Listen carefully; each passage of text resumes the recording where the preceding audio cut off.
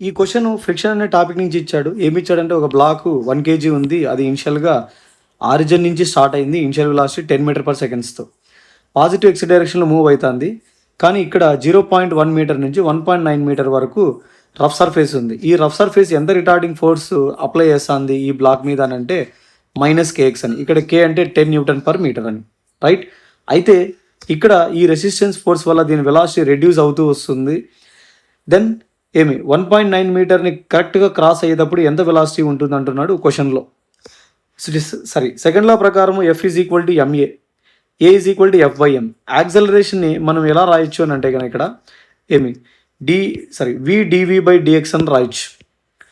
దీన్ని ఇక్కడ సబ్స్టిట్యూట్ చేసుకుంటే f బదులు -kx divided by mass m, dx అవతల పోతే మల్టిప్లై అవుతుంది. k value 10, m value 1 kg. Substitute చేస్తే vdv is equal to -10x dx.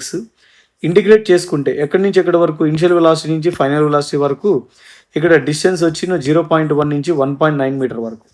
Substitute చేసుకుంటే లిమిట్స్ అప్లై చేసేసి ఓకేనా, v² - 100 is equal to -10 into ఇక్కడ 1.9 హోల్ స్క్వేర్ -0.1 హోల్ స్క్వేర్. దీన్ని a + b into a - b అని లాగా రాయొచ్చు అనమాట.